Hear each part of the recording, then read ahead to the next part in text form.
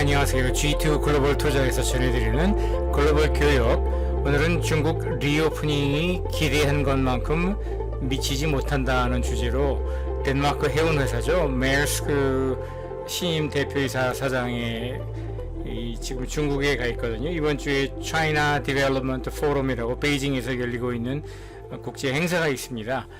거기에 이제 세계 한 100여 개 기업에서 최고 경영자들이 모였는데, 그 자리에 참석한 이 메르스크의 빈센트 클레르크라는 신임 대표이사가 중국 경제 그리고 글로벌 교역에 대해서 다음과 같이 말을 했습니다.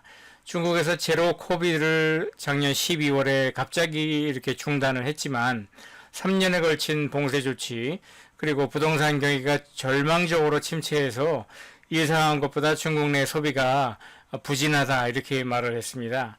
이 사람이 이렇게 말을 할 수 있는 근거는 몇 가지가 있는데요. 중국 경제를 짓누르고 있는 지금 삼총사로 중국 가계 자산의 70%가 넘는 부동산 가격이 회복 불가능 지경까지 갔다는 판단, 그리고 두 번째로 주식시장도 코로나 이전 수준으로 반등하지 못하고 지금 작년 말부터 따지면 조금 많이 올랐죠, 사실. 하지만 그 코로나 이전에 비해서는 그렇게 강하게 반등하지 못하고 있고, 세 번째로는 미국과의 갈등이 전방위적으로 지금 심화되고 있다는 이 세 가지를 꼽았습니다. 이 사람이 이렇게 중국 내 소비 성향에 대해서 밝을 수 있는 이유는 2021년에 중국의 물류기업 LF 로지스틱스라는 그 중국 기업이죠. 이 기업을 36억 달러를 주고 이 메르스크가 인수를 했어요.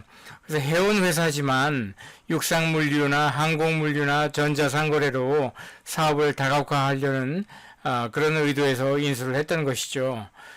이 사람이 끝으로 이렇게 이렇게 립 서비스격으로 저는 말을 했다고 보는데, 글로벌 교역량 자체는 줄어들지 않고 오를 것이다, 이렇게 말을 하면서 미국과 유럽에서 쌓인 그동안 재고 자산과 운전 자금이 2023년 올 하반기에는 좀 줄어들면서 교역량도 다시 좀 오를 수 있다, 이렇게 전망을 했습니다.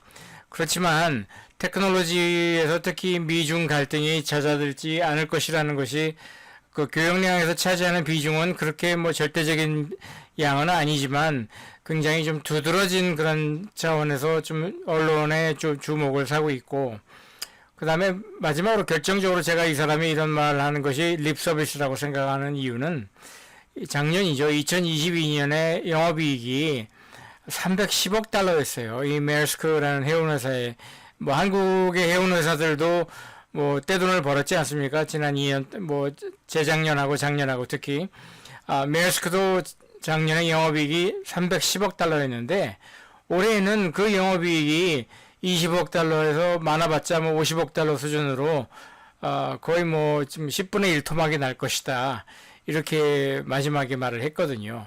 네, 이것으로 봐서 글로벌 교역량이 줄어들지 않는다면은 이렇게 물론 운임이 이제 떨어지니까 교역량과 이제 운임을 곱하면은 거기서 이제 영업이익이 생기는 건데, 그만큼 이제 그 운임이 떨어지고 있다는 그런 얘기겠죠.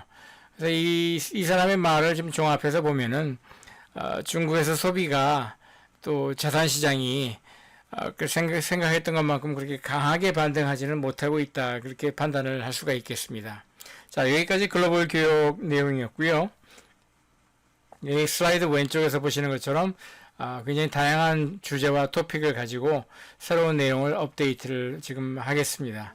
오른쪽에는 제가 운영하는 소셜미디어 여러가지 채널과 그런 채널이 있으니까 여러분들께서 좀 관심을 가지고 봐주시면 고맙겠습니다. 그럼 다음 시간에 또 뵙겠습니다.